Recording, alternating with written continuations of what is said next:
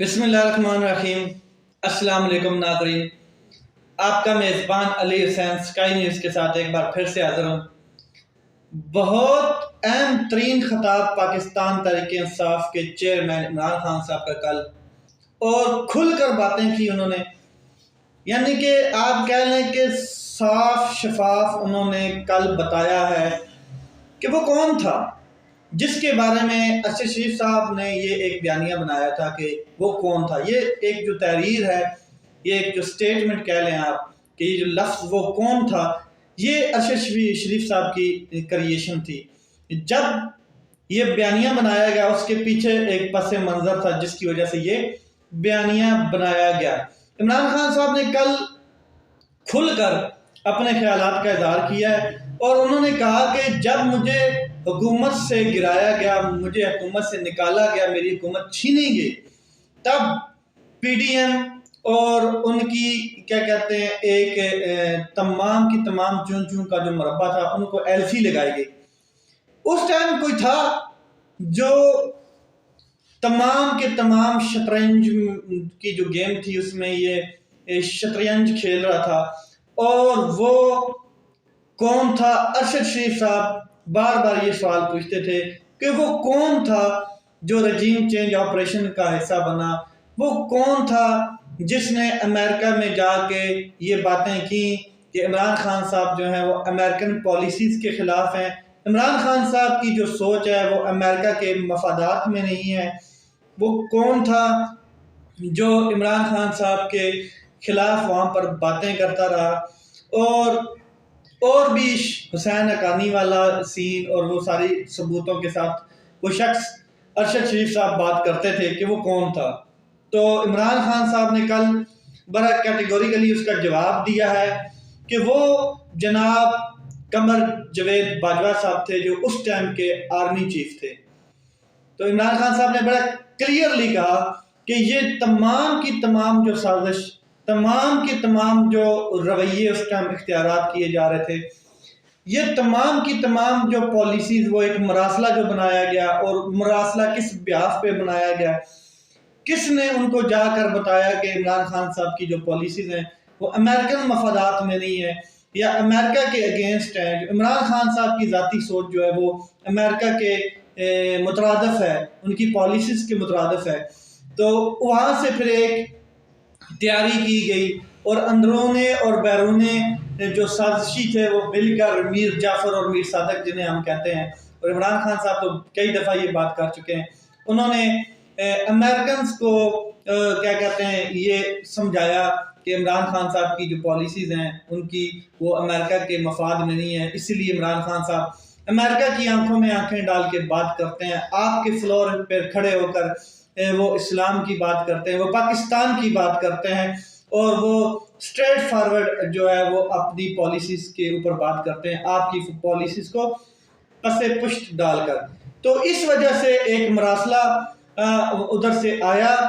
جو ہمارے امبیسڈر کو ملا، اور امبیسڈر نے پھر پاکستان کو وزیر داخلہ خارجہ کو بتایا، اور پھر اس طرح یہ ایک رجیم چینج آپریشن ہوا جس کے پیچھے تمام محرکات وہ عمران خان صاحب نے کیٹیگوریکل بتایا کہ ایک ہی شخص تھا جو سپر کنگ تھا، ایک خاص ادارے کا جو نیشنل سیکیورٹی کا سب سے بڑا ادارہ ہے اس کا وہ ہیڈ تھا، اور وہ سپر کنگ تھا کیونکہ وہ طاقتور شخص تھا، اس کے پاس طاقتور یہ ادارہ ہے پاکستان کا، طاقتور ایجنسیز ہیں، اور اس کی وجہ سے اس نے یہ تمام چیزیں پلانٹ کر کے کنٹرول کرنے کی کوشش کی، اور میری حکومت کو اڑا کے رکھ دیا، اور تمام یہ جو ایک دوسرے کے ساتھ لڑتے پھرتے تھے، جھگڑتے پھرتے تھے، ان کو اس نے ایلفی لگائی اور ساتھ بٹھا دیا۔ یہ سازشیں رچائی گئی، یہ تمام کی تمام جو سازشیں ہیں یہ پھر بنا کر بریف بھی کی گئی جو امریکن حکام ہیں ان کو، تاکہ جو امریکہ ہے وہ عمران خان صاحب کی پالیسی کے بالکل الٹا سوچے اور عمران خان صاحب کو اقتدار سے نکالے، کسی طریقے سے اقتدار میں رہنے نہ دے۔ یہ وہ شخص تھا، اور خان صاحب نے بڑا کلیئرلی کہا کہ جو قمر جاوید باجوہ سے تھے وہ شروع سے ہی کیا کہتے ہیں جو شہباز شریف صاحب ہیں ان کے بڑے حمایتی تھے،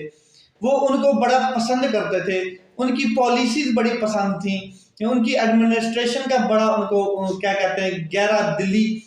آپ کہہ لیں کہ محبت تھی ان کی، اور وہ چاہتے تھے کہ کسی نہ کسی طریقے سے وزیر اعظم جو ہیں پاکستان کے عمران خان صاحب کو ہٹا کر کیا کہتے ہیں شہباز شریف صاحب کو لایا جائے۔ وہ خود چاہتے تھے یہ کہ عمران خان صاحب کو ہٹایا جائے۔ کیوں کہ عمران خان صاحب احتساب کی بات کرتے تھے، عمران خان صاحب وہ باتیں کرتے تھے جو آج سے پہلے کسی نے نہیں کی، اکاؤنٹیبلٹی کی باتیں کرتے تھے عمران خان صاحب۔ عمران خان صاحب نے بڑا کیٹیگوریکلی کہا کہ جب بھی میں باجوہ صاحب کو کہتا تھا کہ اب 3 سال گزرنے والے ہیں، 2 سال گزر گئے ہیں، اب ان کا احتساب کیا جائے، جنہوں نے ملک کو لوٹا ہے، جنہوں نے ملک کو 2 ہاتھوں سے تباہ کیا ہے، پیسے اپنے منی لانڈرنگ کے ذریعے باہر بھیجے ہیں، اثاثے بنائے ہیں،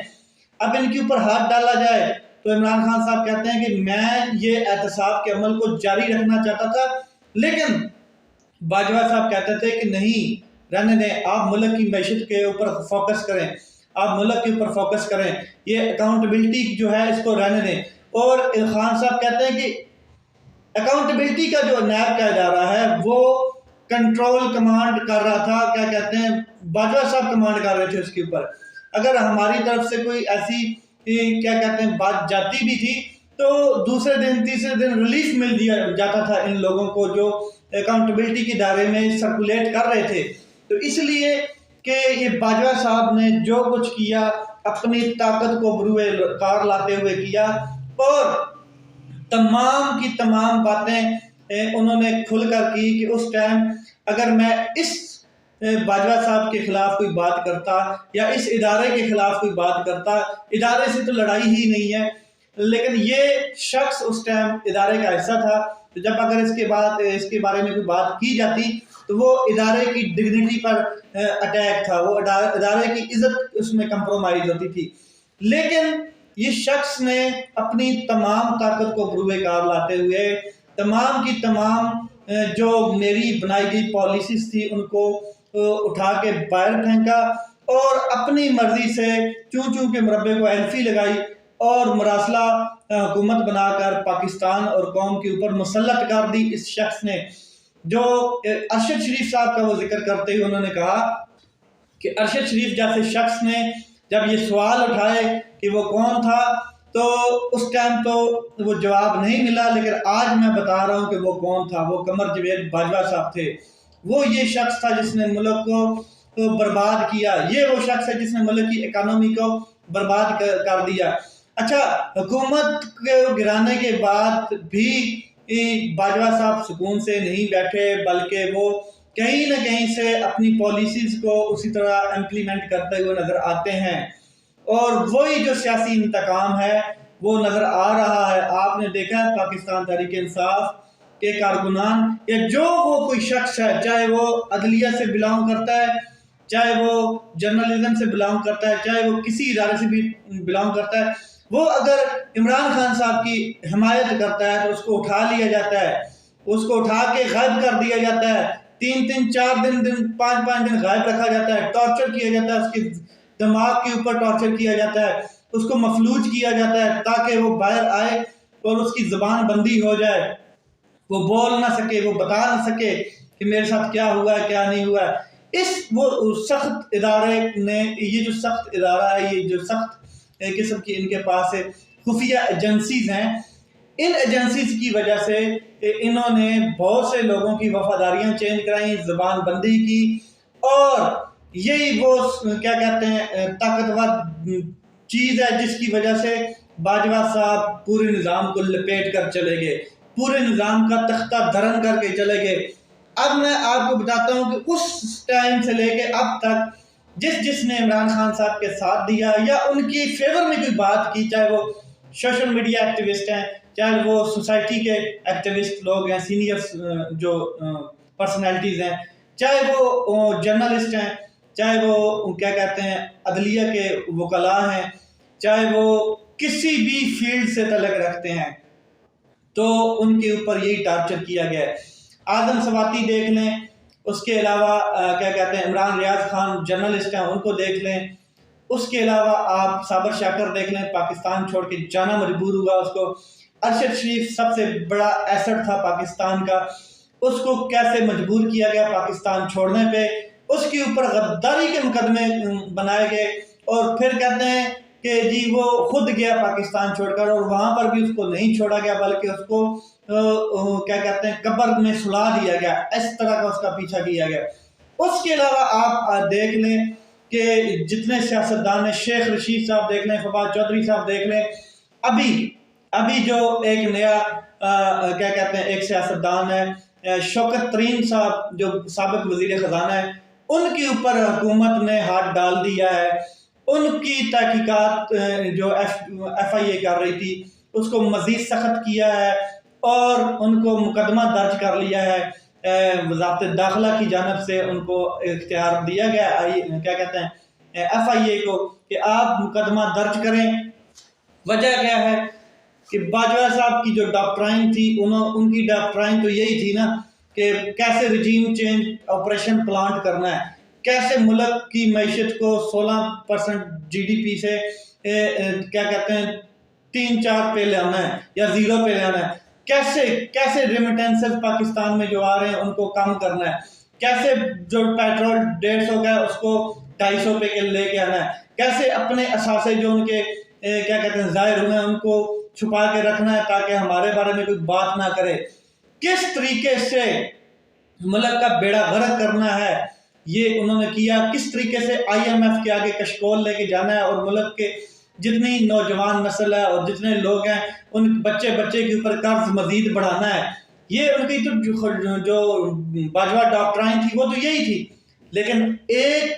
جو سیاسی انتقام ہے وہ ابھی تک جاری ہے کہ جب حکومت عمران خان صاحب کی گرائے گی اس کے بعد ان سے معیشت نہیں سنبھلی، تب انہوں نے شوکت ترین صاحب کو اپروچ کیا اور انہوں نے کہا کہ آپ اس حکومت کا ساتھ دیں تاکہ ہماری معیشت کنٹرول ہو جائے ہم سے، یہ جو ہم نے مراسلہ حکومت بٹھا دی ہے غلطی ہو گئی ہے ہم سے،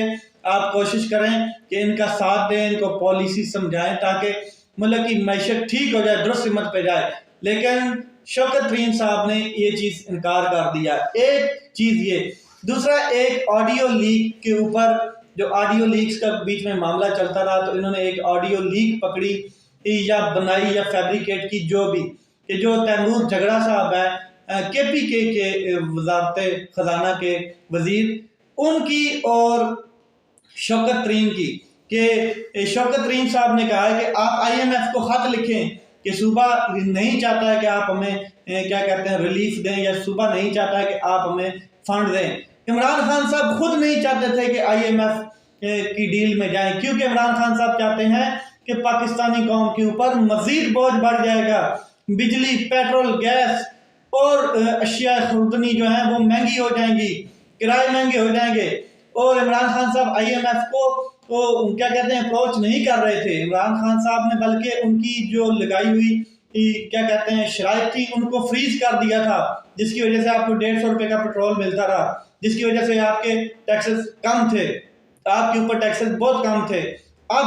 وہی چیزیں آئی ایم ایف کی ڈیل میں دوبارہ ایڈ کی جا رہی ہیں، جو ابھی پروگرام ہو رہا ہے آئی ایم ایف کا۔ تو عمران خان صاحب یہ چاہتے تھے، یہ انہوں نے آئیڈیو ایک پکڑی جس کے اوپر شوکت ترین کے اوپر ایک مقدمہ بنا دیا گیا۔ اب شوکت ترین صاحب کو کسی ٹائم بھی اریسٹ کیا جا سکتا ہے، کیونکہ وزارت خارجہ داخلہ نے ان کو کیا کہتے ہیں اختیار دے دیا ہے مقدمہ ایف آئی اے کو کہ آپ مقدمہ بنائیں اور ان کا اریسٹ وارنٹ ایشو کروائیں۔ تو یہ چیزیں، یہ تھی وہ باجوہ ڈاکٹرائن، یہ تھا وہ پاکستان کے اوپر ظلم، یہ تھا جبر۔ جس نے آواز اٹھائی اس کی آواز قتل کر دی گئی، جس نے آواز اٹھائی اس کی آواز جیلوں میں بند کی گئی، ٹارچر کیا گیا، اٹھا کے ایف آئی اے والے لے کے جاتے تھے، دے کسی اور کو دیتے تھے تاکہ ان کی زبان بندی کی جائے، کیونکہ یہ پاکستان کے حق میں بول رہے ہیں، پاکستان کے عام لوگوں کے بارے میں بات کرتے ہیں۔ تو یہ عمران خان صاحب نے کل کلیئرلی بہت کچھ کہہ دیا اپنے خطاب میں قوم کے ساتھ، اور بہت سٹرونگ قسم کا یہ خطاب تھا۔ تو مزید آپ دیکھیں آئندہ آنے والے دنوں میں کیا ہوتا ہے۔ اپنا خیال رکھیں، اپنے بھائی کے اس چینل کا خیال رکھیں۔ پاکستان زندہ باد۔